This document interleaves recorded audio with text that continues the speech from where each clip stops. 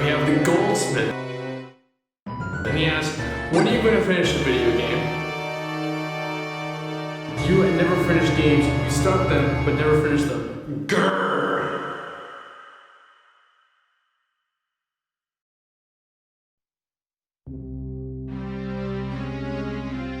Navi, Navi, where art thou? Come hither.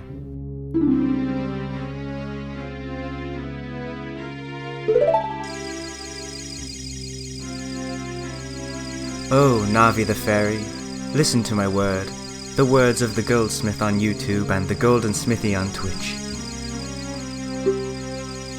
Dost thou sense it? The climate of evil descending upon this realm. TheNathan709 needs to finish a video game immediately. For so long, he would play a game, get frustrated, stop playing, proceed to buy more games, and repeat. As much as I want to stop this cycle, even my power is as nothing. It seems the time has come for TheNathan709 to complete a Zelda game. Doing this will stop the horrible cycle from continuing and continuing. Navi, go find the Canadian boy and show him the ways.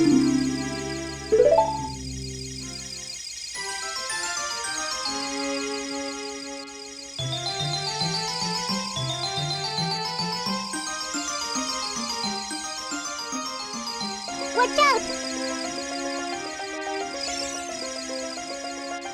Hello? Hey!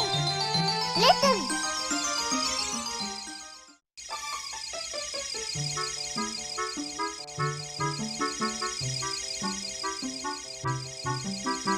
Hello?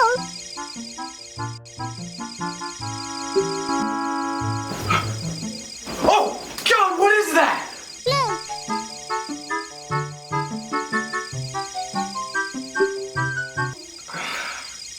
Gold. Don't you see, I'm trying to sleep. And I appreciate it if you let me do so.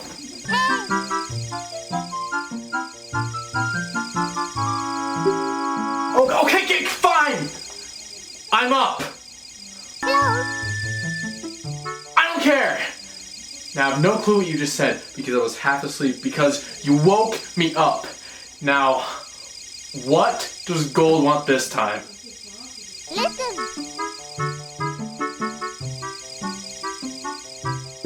He's been telling me this for months and months. Look, I keep trying. I just can't. I don't know what it is. But now it's going to be extra hard because I'm sleep deprived.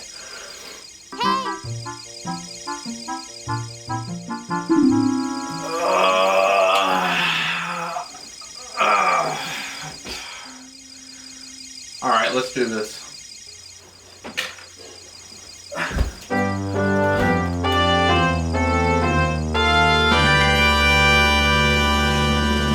Wait, what's the first step? Look!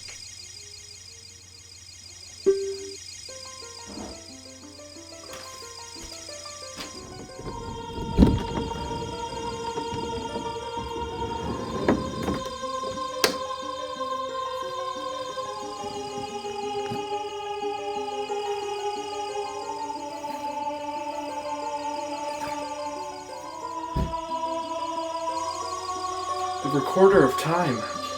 In my closet all along. Was this a secret the entire time?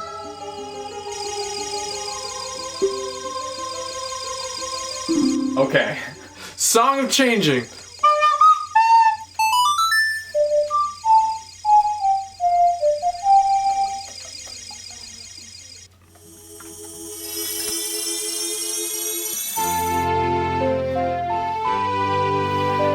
Let's do this. Hey! Shut up!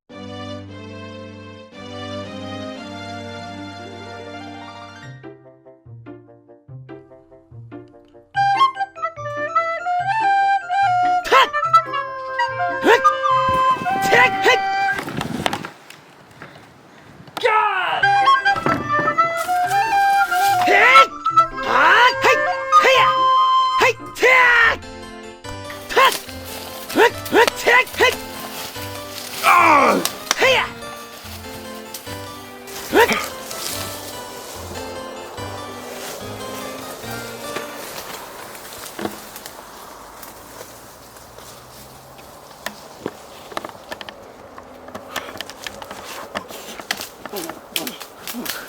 You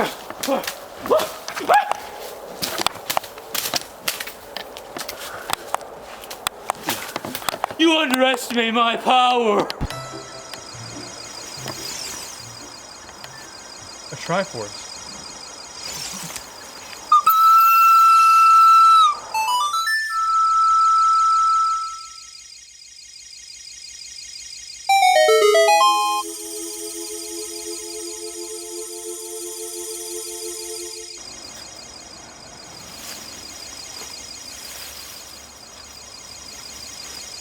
What's my brother's 2DS doing out here?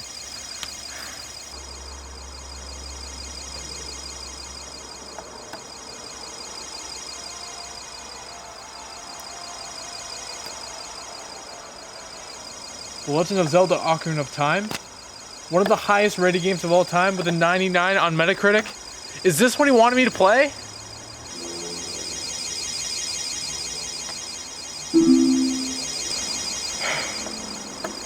I can do this.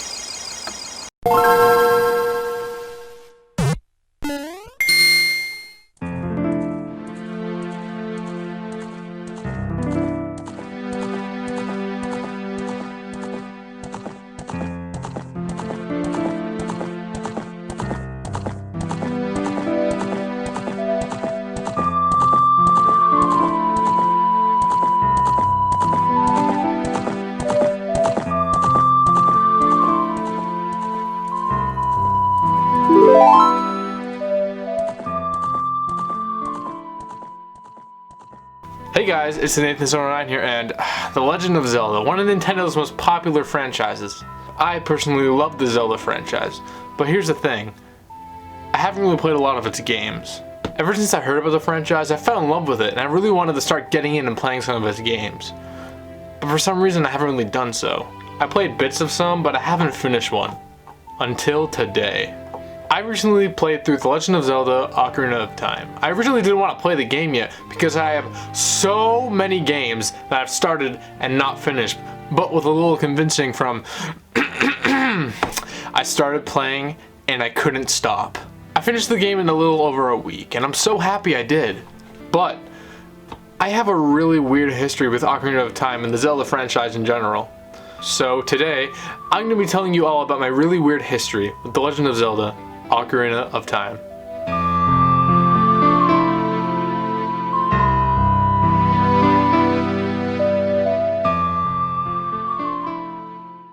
Let's jump back to the good old year of 2012 when I was introduced to the Zelda franchise. I forgot exactly how it happened, but for now let's just go with this.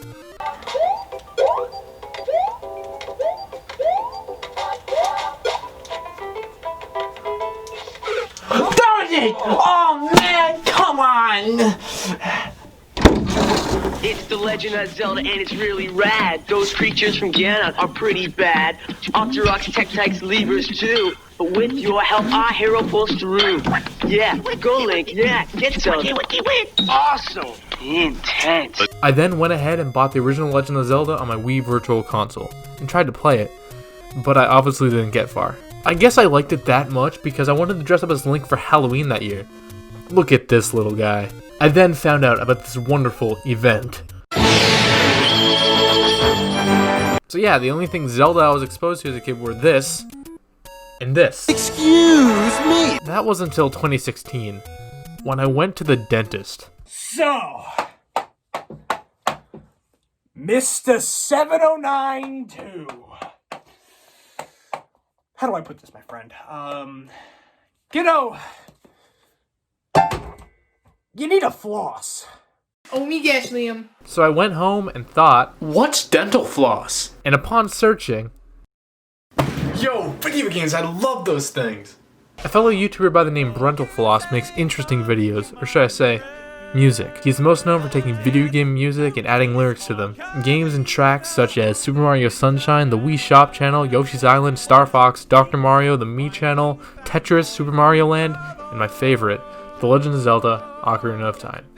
This video is called Ocarina of Time with lyrics and featured another YouTuber, Demon Tomato Dave, who does a lot of acapella stuff on YouTube.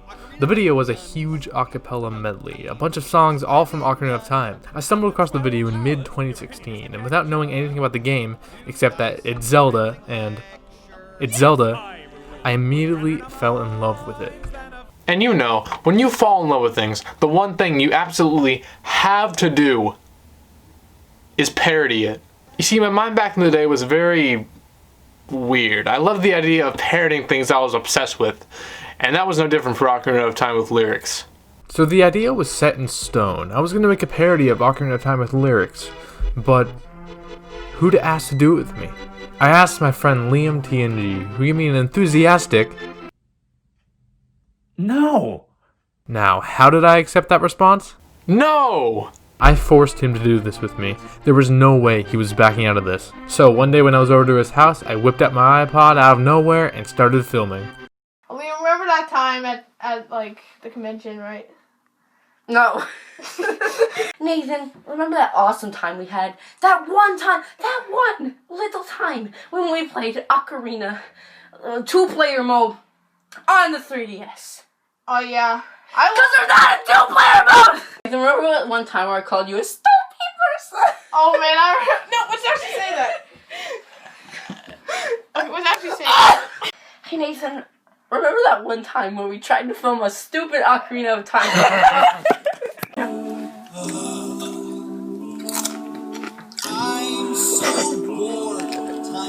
From the clips we filmed, you can tell that Liam is so happy to be doing this video with me. Not only was this my passion project, but it was his passion project. I mean, look at the interest in his face there. Anyways, we filmed the intro and that was it. Nothing else was filmed and the project was scrapped. So what was next? With the Ocarina of Time with lyrics parody down the drain, I had to figure out something else to do.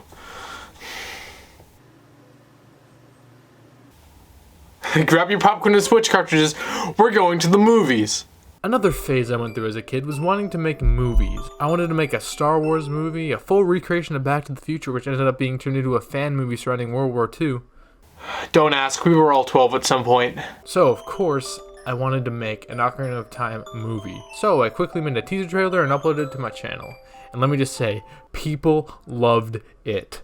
Since I haven't played the game before, probably the one thing I should have done before deciding to make a movie about one of the most critically acclaimed games of all time, I attempted to play through the game. When I made it to the Great Deku Tree, I gave up. I was completely lost. I had no clue what I was doing.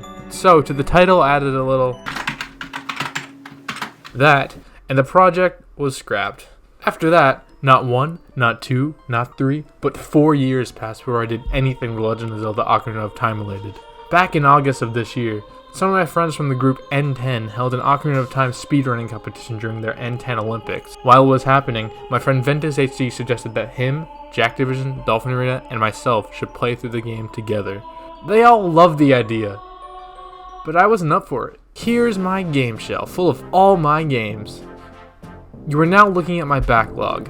See, when I was younger, I got into the habit of playing a game, getting frustrated, and giving up. Because of that, I never finished a lot of games that I own, and that habit carried on until now. So when Ventus originally asked us to play through the game, it's not that I didn't want to, it's just I didn't want to yet. There's so many games that I start and don't finish, and I didn't want that to be the same thing for Ocarina of Time. So, I said, no. Now, did the 3 of my friends accept my response? No! They forced me to start playing the game that night. Look at the turntables. My first experience with Ocarina of Time was me peer pressuring Liam into make a stupid parody. And my most recent was me getting peer pressured into playing the game immediately. It came full circle. Anyways, despite my not wanting to play the game yet, we started playing and oh man, what a game! The Legend of Zelda Ocarina of Time was released for the Nintendo 64 22 years ago on November 21st, 1998, to critical acclaim. It redefined the action-adventure genre. But how did it do this? Welcome to Kokiri Forest, the only orphanage run by a tree. The Great Deku Tree sends Navi to our hero, Link. He is the only child in the forest without a fairy. She begged him and begged him to wake up by saying, Hey, and listen. Imagine waking up to a fairy above you. Could never. We then need to get a sword and shield to make our way to the Great Deku Tree for our first dungeon. But we'll talk about that later. After defeating Goma, collecting the first spiritual stone, and witnessing the death of the Great Deku Tree.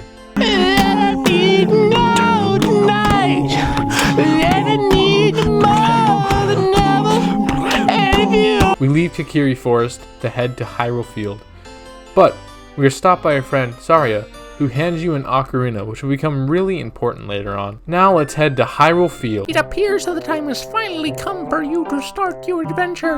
You will encounter many hardships ahead. You will see Hyrule Castle. Don't feel discouraged. You are lost and don't know which way to go. And don't go straight this way. You will see Hyrule Castle. You will be shown a map. Press the subscribe. You will see your map. Look at your map. On the map. Subscribe. You will show you on the map. You will show you the map. Will be shown on the map. Subscribe. Press start. You will also see a flashing dot. You will also see a flashing dot. Go next. Did you get all of that? No. It appears that the time is finally. Now let's head to Hyrule Field, the central hub of the game. This is where we get to the main locations of the game. But for now, on to Hyrule Castle. After walking through the market and doing a little bit of this, we meet with young Princess Zelda. She tells us the history of the Triforce, 3 magical triangles with a portion of the power of the goddess, who left Hyrule. Whoever gains the Triforce first is granted any wish they desire. We then are introduced to Ganon, the cotton-headed ninny-muggins of this game, who of course wants the Triforce as well. Zelda sets us off to find the 2 other spiritual stones and return them to the Temple of Time. But before we do, we learn something that will become incredibly important. How to music. Learning songs in the ocarina is the main focal point of this game. I mean, it's in the title. Again, I'll talk about these later. After setting out and collecting the 2 other spiritual stones from Dodongo's cavern and Jabu Jabu's belly, we go back to return to the princess, who is now being carried out of Hyrule by a horse. Does that happen all the time? Ganon captures Princess Zelda, so on instinct to save Hyrule, she throws Link the Ocarina of Time. And I hate to say this, but roll credits. After picking it up and learning the Song of Time, we go to the Temple of Time. After Link returns the spiritual stones, a door opens. On the other side is the Master Sword, the legendary weapon itself. When Link pulls it out of the pedestal, he does something most teenage boys wish they could do. Speedrun puberty. Yeah, so Link wasn't old enough to wield the Master Sword, so his spirit was sealed in the Sacred Realm for 7 years. You also found out that Ganon used Link to get into the Sacred Realm and steal the Triforce. Thanks for leaving the door open, Link. I guess we know who the real villain is. Anyways, the Sage of Light, Rauru, informs us that Ganon, with the help of the Triforce, turned Hyrule into a land of monsters, and the only way to overthrow him is to gather the power of the other 5 sages. Then we are given the Light Medallion. Before we set off, we're stopped by a rather mysterious character, Sheik. I guess she's been ready for the pandemic since 1998. Look at that. She just kind of pops in every time you finish a temple, telling you poetic things that don't mean a lot of sense sometimes, but she helps you out a lot. After that, we tackle 5 dungeons and 2 mini dungeons, and get this, we'll talk about them later. In doing these, we collect the other 5 medallions and bring back the sages. After doing so, Sheik talks to us one final time and is revealed to be... Play the game and find out. So finally, we must go to Hyrule Castle, which is now transformed into Ganon's castle, and save a grown-up Princess Zelda. Story-wise, I'm going to stop there, as I think everyone should play this game. That being said, remember all those times I said... But we'll talk about that later. I'll talk about these later. We'll talk about them later. Well, this is later. Let's talk about a little thing I like to call... Let's start off with graphics. This game's graphics hold up. It obviously looks like a game from 1998, but the graphics have aged really well. When I'm looking at a tree, I'm looking at a tree. Next, the music. Perfect. This game's soundtrack is phenomenal. Koji really popped off this time. It captures the mysterious and adventurous feel of the game really well. My personal favorite song from the game is Sheik's theme. I don't know how to explain it. There's just something about this theme that just hits me. It's calm and mysterious, perfectly describing the character.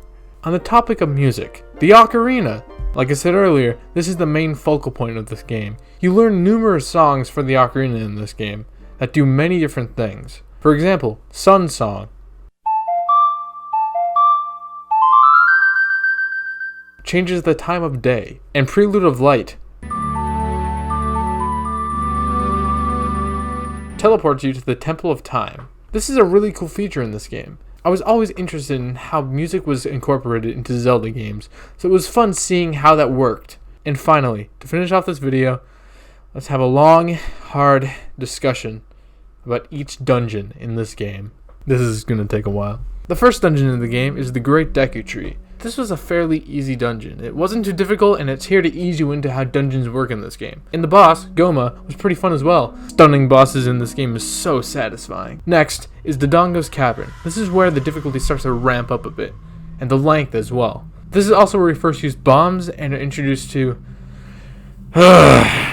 Keys. I don't know if this was for everyone, but I remember doing a fair bit of backtracking in this one. It's probably because that back then, at this point, I was really bad at the game. King Dodongo is pretty fun as well. I love feeding things with that name. Next, Jabu Jabu's Belly.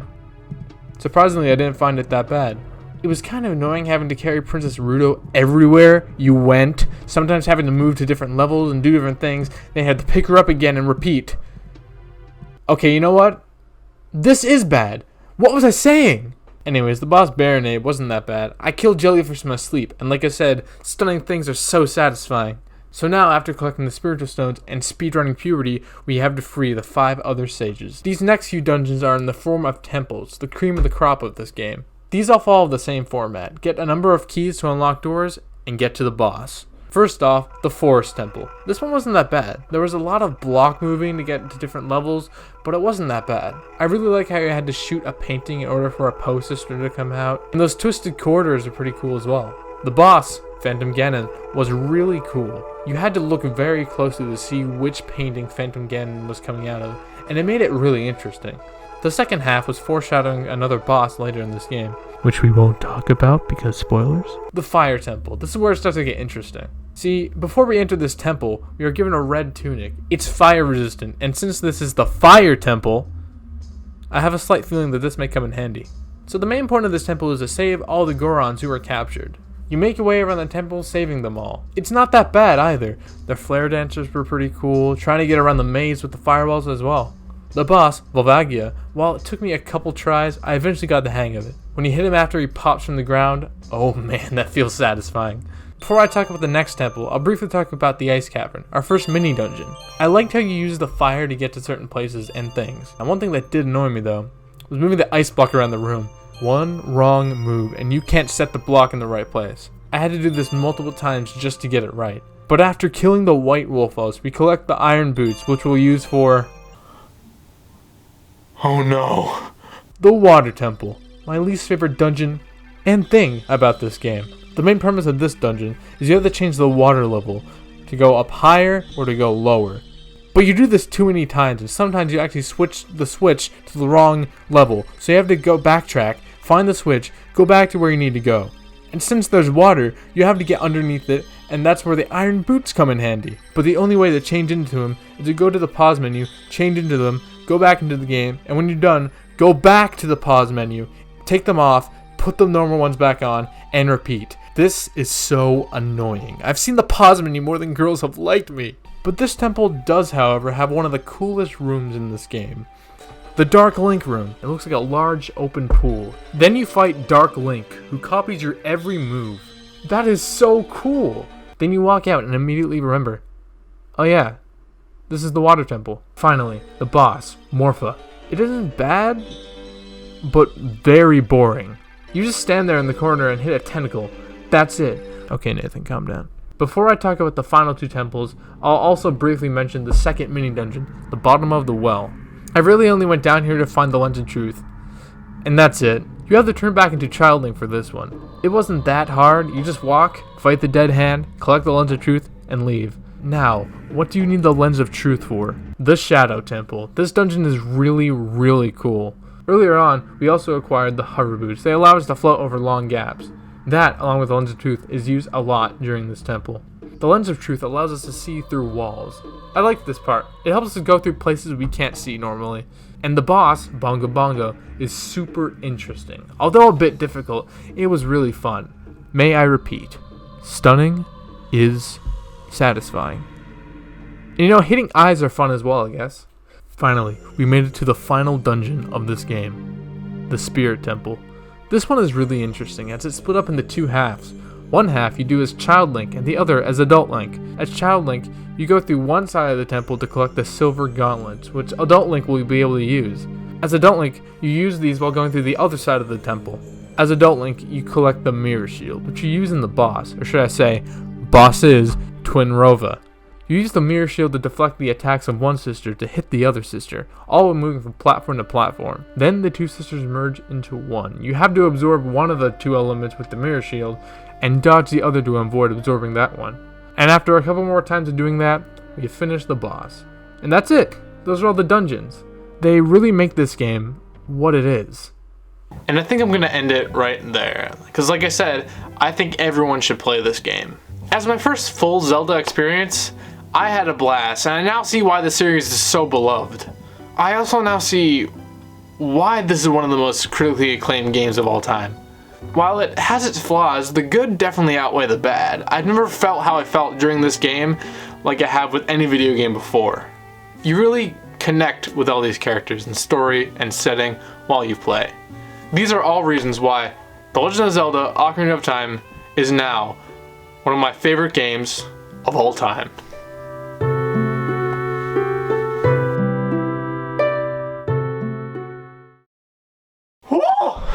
I finally did it! I finally beat a video game! It took so long, but the curse is now lifted. I gotta tell Gold this.